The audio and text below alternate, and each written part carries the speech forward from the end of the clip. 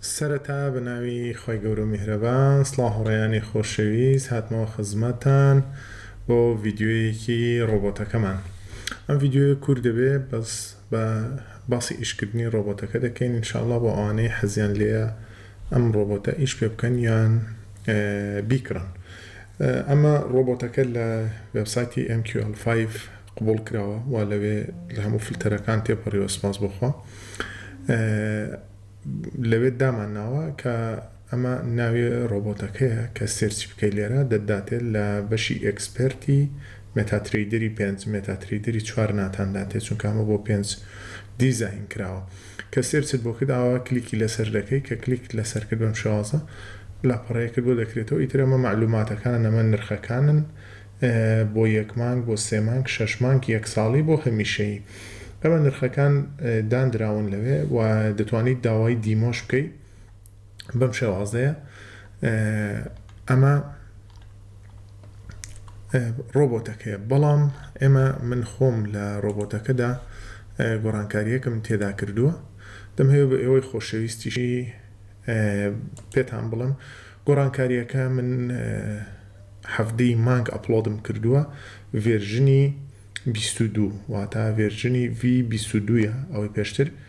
V11 بوو ڤێرژنی 11 بوو. ئەمە گۆڕانکاری تێدا کراوە هەم لە استراتیجەکەدا هەم لە ئینپوتەکاندا گۆڕانکاری تێدا کراوە. لێرەش بە تەفاسیلی باسم کردو ئەوانەی چونکە وێبسایتەکە عالەمیە بە ئینگلیزی باس کراوە کە گۆڕانکاریەکان چین. بەم شێوازە دەتوانن داوای دیمۆ بکەن ئەلێرە دەتوانن داوای دیمۆ بکەن و باکتێست و شتەکانیشم ئینپوتەکانم گۆڕیوە. ئەمە ئینپوتەکانیەتی سکرینشۆتەکان ئەمە تازەکەیەتی ئەمە هینەکەیەتی ئەمەشیان هیستۆگرامەکەیەتی واتە گرافەکەیەتی.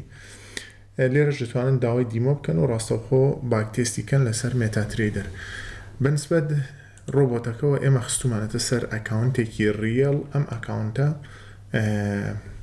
ئێستا حالیان ئەمە پۆزیشنی کردوتەوە ئەمەی کە دەیبینن تا ئێستا $5 و نزیکی $6 لە خێرایە. ئەمە لێرە داخڵی سێڵ بووە ستۆپی هێناوەتە خوار شوێنی داخل بوون هەتا دەگاتە تیپەکەی ئیتر لەکوێ گەڕایەوە بەر ستۆپی کەوت ئەمە بە خێر دادەخرێتەوە. ئەمە بەم شێوازەیە ئەمە لێرە بەر ستۆپی کەوت. ئەمە تریدی ئەمڕۆیەتی ئەم ئەکاونتە تا ئێستا ئەمە هیستۆریەکەیەتی هاوڕێیان هەتا ئێستا ئەمڕۆ لەسەر ئەکاونتێک $15.73 گرتووە تا ئێستا 24 ساعتیش تەواو نەبووە کە من ئەم ڤیدیۆی بۆ ئێوەی خۆشەویست دەگرم. ئەمە ساعت 9:22 دقەیە تا ئێستا ئەوەندە ڕیواردەی گرتووە. ئەمەش لێرە دەکەینە کەستەم پریۆد. ئەمە دوای ئەمەی کە ئەمە ڤێرژنەکەم ئەپدەیت کردوێتەوە ئەمڕۆ تریدمان پێکردو لە دوێنێ شەوەرە. ئەمە هیستۆری ئەم ڕۆمان بۆ هێندەکە. ئەمە ریپۆرتی وەردەگرین ئەمەش بە HTML فایلەکە سیف دەکەین. ئەمە کۆی گشتی تریدەکانێتی ئەمەش گرافەکەیەتی. ئەم ئەکاونتە ئەکاونتێکی زۆر بچوو بوو و بۆ جوڵەکانی گۆڵد بەڕاستی ئەگەر ڕۆبۆت نەبێ بە هیچ شێوەیەک بەرگەی ناگرێ. ئەم ئەکاونتە $37 تێدا بوو $15 و 73 گرتووە. ئەمە گرافەکەیەتی بۆ ئەمڕۆ برز و نزمی زۆری تێدا بووە بەڵام تا ئێستا لە خێردایە واتە تقریبن دەتوانین بڵین 145 ئەکاونتەکەی بەرز کردوێتەوە 145 بەرزی کردوێتەوە چونکە ئەکاونتەکە بۆ خۆی باڵانسەکەمان هینێک بوو $37 بوو ئێستا کردوێتی بە $53. بۆچی ئەو باڵانسەکەمماندانە بە کەمترین باڵانس تێستمان کرد بۆ ئەوەی بزانین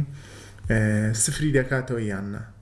و درۆداونەکەشمان 120 دانابوو لەم ئەکاونتەدا. درۆداونی ئەگەر 120 عفوا 150 دام نابوو بەڵام لە ئەوانی تردا ئەکاونتی گەورە 110 و 120 دادنێم یعنی نیوەی ئەکاونتەکە هات بە زەرەرەوە واتە 37 دلارەکە تۆ بڵێ 38 تقریبا 18 دلار 18 دلار هات بە زەرەرەوە ئیتر تریدی ڕادەگرت ئەمڕۆ ئەمە کۆی گشتی تریدەکانی بووە زەرەر و قازانجەکانی تر بەم شێوازەیە ئەمە لەسەر ئەکاونتی ڕیەڵە ئەمە تریدەکانیشم پیشاندان ئەمە لێرە دووبارە پۆزیشنی کردوتەوە لێرە بای کردووە بەپێی استراتیجەکەی ستۆپەکەشی ئەگەر بەرستۆپی بکەوێ شتێکی زۆر کەم دەبێت ئەلێرە تقریبا دۆلارێک و 27 سنت دەبێت ئەمە بزانین ئەمەیان بەرستۆپ دەکەوێت یان بەرز دەبێتەوە لەم شوێنە ئەمە لە تایمفرێمی 1 دقەیی ئیش دەکات دەتوانی لە تایمفرێمی 5 دقەیی ئەمانە ئیش پێ بکە ئەمە لەسەر VPS دامانناوە ئەمە VPSەکەیە لەسەرماندانەوە بۆیە لێرە ئیش ناکات ئەمەی کە دەیبینن تا ئێستا ئەمە 30 سنتێک لە درۆداوندایە ئەو هاوڕێیانەی دەیان هەیە بەشداریکەن لە ڕۆبۆتەکەدا ئیتر ڕۆبۆتەکە دەتوانن لە ڕاستەوخۆ لە وێبسایتەکە لە وێبسایتی MT5 لەژێر ئەم ڤیدیۆ بۆتان دادنێم لینکەکەتان بۆ دادنێم ئەم لینکەتان بۆ دادنێم لەژێر ڤیدیۆیەکە باشە هاوڕێیان دەتوانن ئەلێرە کڕینەکانی خۆتان بکەن بە پێی حەزی خۆتان بە پێویستی خۆتان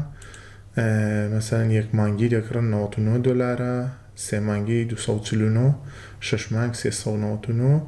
1 ساڵ 499 بۆ هەمیشە یەکەشی بە 899 ئیتر لێرە دەتوانن کرینەکانتان کەن ئەوەی ماستەرکارت و ڤیزاکارتی هەیە بۆ نمونە بەم شێوازە کلیک دەکەی ئیتر لە ڕێگەی ڤیزاکارت و ماستەرکارتەوە دەتوانن کرینەکانتان بکەن دوو سەحانە لێرە دەن و نێکس دەکەن و ئەم پەیمێنتەکان پڕ دەکەنەوە ئەم خانانە کارت نەمبەر و شتەکانت داخڵ دەکەی و بەروار و شتەکان داخڵ دەکەی و ئیتر پارەدانەکەت واصل دەکەی اینجا ئۆتۆماتیک MT5 ڕۆبۆتەکەت بۆ دەنێرێ بۆ ئەو ئەکاونتی کە پێی دەکڕی ئاگادار بن نەچن بە ئەکاونتی دیمو بیکڕن ئەو ئەکاونتی کە دەتەوێت تریدی لەسەرکەی بەو ئەکاونتە بیکڕن بەڵام ئەگەر بتانەوێت ترید لە بەم ڕۆبۆتە بکەن ئێوە پێویستان بە بڕۆکەرێکی باشیش هەیە بڕۆکەرێک بێ مارکت میکەر نەبێ بڕۆکەرێک بێ عالەمی بێ ئێوە بچنە چەناڵی یوتیوبەکەم من خۆم لەسەر ئەم بڕۆکەرە بەکاری دەهێنم ئێوە دەتوانن لە پلەیلیستی باشترین بڕۆکەران کە هاتنە چەناڵ یوتیوبەکە بچنە بەشی پلەیلیستەکان لێرە کلیکی لەسەر بکەن چەند ڤیدیۆیەکی تێدایە ئەمەیان نەبوو ببورن باشترین بڕۆکەرەکان ئەمە بوو یەکەم بڕۆکەر ئەگەر کەسەکە لە کوردستان بوو کارتی نیشتیمانی و کارتی زانیاری و ئەمانەی بەناو خۆیوە بوو دەتوانێت لە وین زۆر بڕۆکەر ئەکاونت بکاتەوە لەسەر لینکەکەی من چونکە لینکەکەی من سەر بە ئۆفیسی سەرەکیە و فریسواپ و کۆمەشنە ئەمەیان ئەکاونتی یەکەم ئەگەر کێشەی تەئیدی ئەدرەسی نەبوو چونکە داوای پروف ئەدرەس لێ دەکات دەبێت ئەمانە مەزبوطکەی و کارتی زانیاری دەبێت بەناو خۆتەوە بێ اینجا قبول دەکرێت یان بانک ستێتمنتت هەبێ بۆ نمونە ماستەر کارت و ڤیزا کارت یا FIB یا کی کارت یان هەژماری من هەر یەکێک لەمانە بەڵام دەبێت بانک ستێتمنتت هەبێ و بۆیان بنێری لە بەشی ئەدرەسەکەدا ئەگەر ئەمەشیانت نەبوو دەتوانی ئەکاونتێک لەم WM مارکێتە بکەیەوە ئەمەش ڤیدیۆیەکەیەتی لەمەشان ئەکاونت بکەوە هیچ گرفت نیە چونکە هەر سەر ببین زۆر و نەفسی بڕۆکەر و نەفسی چارت و نەفسی سەپۆرتە بەڵام ئەمەیان تاوەکو ئەکاونتەکە دەگاتە دەفتەرێک پێویستی بە تەئیدی ئەدرەس نییە بەڵام لەمەیاندا پێویستی پێێتی ئیتر لە یەکێک لەمانە ئەکاونت بکەوە مەبلەغێکی بخەنە سەرێ مەبلەغەکە مەسەلەن سەر و 500 دلار بێ بۆی بتوانن ئیسفادەیەکی لێ بکەن مەسەلەن ئێستا ئەمە ئەگەر بوو نمونە ئەم تریدی ئەمڕۆ ئەم ئەکاونتە 500 دلار باە 500 دلار باە 1000 دلار باە 1000 بۆ نمونە 1000 دلار با ئەم ڕیواردەی ئەمڕۆی دەبوو بە 160 دلار 160 دلار عیبی نییە بۆ ڕۆژێک ڕۆژانە 100 دلار 50 دلارت بۆ بگرێ اینجا کە ئەکاونتەکە شتی بەرز کردەوە ئەو ئۆتۆماتیک خۆی حەجمەکانت بۆ بەرز دەکاتەوە دەتوانن پارەیەکی ئاوە بخەنە سەرێ و بەم شێوازە کرینەکانتان بکەن ئەگەر لەمانەش کرینتان بۆ نەکراوە کێشی گرفتان هەبوو لەوێ کرین بکەن دەتوانن پەیوەندی بە خۆمەوە بکەن و بۆی بتوانن لای خۆشم دەتوانم لایسنستان بدەمێ بە هەمان شێوازی کە لە وێبسایتەکە دانراوە هەر کەسیش حەز دەکا بۆ مانگێک تێستی کات من تێستی یەک مانگی دەدەمێ بۆ ئەکاونتێکی ریەڵ تێستی یەک مانگی دەدەمێ بۆ ئەکاونتی ریەڵ هەروەک پێم وتن لە یەکێک لەم دوو بڕۆکەرانە ئەکاونت کاتەوە یان ئەمە لەسەر لینکی من ژمارە حسابەکەیم بۆ بنێرێ تێستی یەک مانگی دەدەمێ ئەکاونتەکەی لانی کەم $500 تێدا بێت لانی کەم $500 تێدا بێت و من لایسنسی دەدەمێ و خۆشی VPS-ێک بکڕێت بەشی یەک مانگ VPS-ەکان هەیە گەر VPS-یشی دەست نەکەوت من دەتوانم ڕقم تەلەفۆنی بدەمێ لە MT5 هەیە و لە بازاڕیش هەیە دەتوانن VPS-یش دابینکەن VPS مانگانە $10 $15 لەمە زیاتر نییە VPS-ێک دابین کات و کە بەم شێوازە بیخاتە سەرێ بۆ ئەوەی بە معدەلەی بە 24 ساعتی تریدی بۆ بکاتن هەر کەس ویستی تێستی یەک مانگ تێستی دوو مانگی نادەمێت تێستی یەک مانگ تێستی کات ئەکاونتەکە بەدڵی بوو ڕۆبۆتەکەی بەدڵ بوو دوای یەک مانگ دەبێت پارە بدات ئەمە وەکو هاوکاریەکە وەکو تێستێکە بۆ ئەوانە مەرجەکەش ئەوەیە لەسەر یەکێک لەم دوو بڕۆکەرانە ئەکاونت بکەوە $500 مینیمۆم $500 یان $1000 بخەناوێ اینجا لایسنسەکە دەدەمێ بۆ یەک مانگ کە بۆ یەک مانگ دامێ تریدی لەسەر دەکەی VPS-ێکیش دابین کە و تریدی لەسەر دەکات و بەز نابێ خۆتان دەستکاری تەداخلی هیچ تریدێکی ڕۆبۆتەکە بکەن لای خۆتان بەم شێوازە ئیچی پێ بکە و مانگانە بزانە ئەگەر ئەو مانگە مەسەلەن تا کۆتایی مانگ ئەگەر خێرەکەت بەدڵ بوو ئیشکردنەکەیت بەدڵ بوو ڕۆبۆتەکەم لێ دەکڕێت ئەگەر ئیشکردنەکەیشت بەدڵ نەبوو هیچ پارەیەکت نەداوە بە ڕۆبۆتەکە و هیچ گرفتێکت بۆ دروست نابێت بەڵام بەنسبەت ئەوەی کە ئەمە ڕۆبۆتە ئیتر خۆشتان بیر لەوە بکەنەوە ئەگەر دەفتەر $، تێدا بێ سفری کاتەوە غەمگین نابێ ئەگەر وەرەقەیەکیشت بۆ بگەینتە $ملیۆنان دووبارە هەر خۆشحاڵ نابێت بەڵام ئەمە ڕیسک مەنێجمنتی تێدایە من ئەم ڕیسک مەنێجمنتەی لەمە دامناوە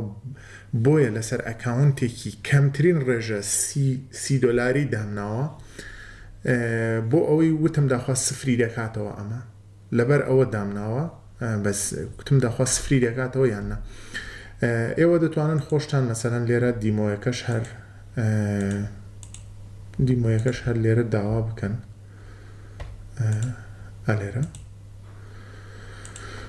ئەمە دیمۆیەکە بەم شێوازە داوا دەکەی ئەگەر مێتا تریدەری پێنجت هەبێ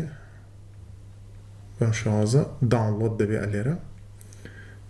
کە دیمۆیەکەتان داونلۆد کرد ئادێتە ئێرە چارتێک دەکەیەوە چارتیش نەکەیەوە دەبێت کلیکی ڕاستی لەسەرکە تێستێک دانێ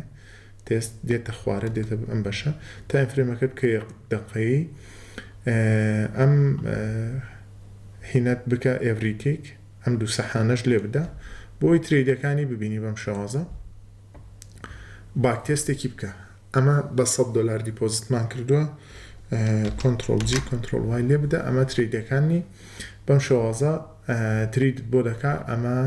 بەروارەکەشمان هەڵبژارتووە لە یەک ساڵی ڕابردوو واتە لە 1/6 تا دەگاتە 5 تا 5 بۆ باک تێست دەکە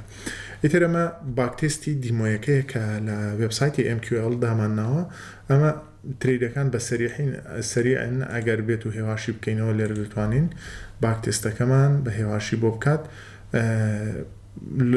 حەجمی لۆتەکانیش بە پێی ئەکاونتەکە بەرز دەکاتەوە بە پێی باڵانسەکە ئەمە شێوازی ئیشکردن و تریدەکانێتی فاست سکالپیە و دەتوانن خۆتان تێستی بکەن و ئەمە جۆری ئیشکردنەکەیەتی و ئەمە شێوازی ئیشکردنەکەیەتی بەم شێوازە ئیتر دەڕوە تا ئاخری تا دەگاتە کۆتایی ئەمە ڕیواردەکەی لە باکتێستەکەدا شتێکی زۆر نایابە ئینشاءالله لە ڕیەڵەکەشدا بە هەمان شێواز دەبێت و بۆ هەمیشە یعنی خێرتان دەداتێ هەم بە خۆم هەم بە ئێوەی خۆشەویستیش. ئیتر ئەمە باکتێستەکەیە کە هەتیبینن با لێرە ئەم ڤیجوال مۆدل لا بدەین بۆ ئەوەی تا ئاخیر بڕوە بەس گرافەکەمان دەوێت ئەمەش گرافەکەیە کە بەرزی دەکاتەوە ئەمە ئەگەر سەیری بەروارەکەشیکەن لە 1/1/2026 تا حوتی 5 باکتێستیش دەکە یەک دەقە بزانین ئەمە تا 5 باکتێستیکەین بزانین لەخوا دەیکات بڵێ دەیکات بەس ئەمە بەروارەکەی هەر بەم شێوازە دامنابوو دیارە لەسەر ئەوە دامنابوو ئەگینا تا ڕۆژێک تەنها ئەمڕۆ بۆ باکتێست ناکە کۆی گشتی ڕۆژەکان بۆ باکتێست دەکا و بەم شێوازەی کە دەیبینن ڕۆبۆتەکە ئیش خۆی دەکات و لەم ڤێرژنەی کە دامناوە لە وێبسایتەکەدا کە لێرە دامناوە پێویست ناکە هیچ ئینپوتێک دەستکاری بکەن ئینپوت و شتەکان هەمووی تەنزیم کراوە وەکو ئەوەی تر نییە پێویست بە ئینپوت بکە هەموو شتەکانم خۆم ڕێکم خستووە ئەمەش ئینپوتەکانێتی کە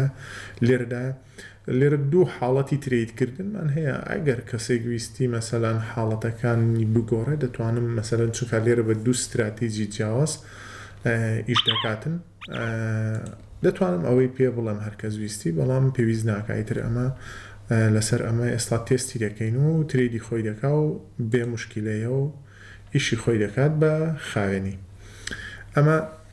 کۆی گشتی ڕۆبۆتەکە بوو هەرکەس ویستی دەتوانێت لە تایبەت نامەم بۆ بنێرێت و یان لە وێبسایتی MT5 کرێنەکەی خۆی بکات و بۆ ئەوەی بتوانێت ئەم ڕۆبۆتە دابین بکات بەڵام بۆ ئەوانەی کە دایان هەوێ 1 مانگ تێستی بێبەرامبەر وەربگرن 1 مانگ مەرجەکان ئەکاونتکردنەوەیە $500 تێدا بێت لانی کەم 500 یا 1000 یا 500 بخێتە سەر یەکێک لەم دوو بڕۆکەرانە ژمارە حسابەکەم بۆ بنێرێ لایسەنسی دەدەمێ و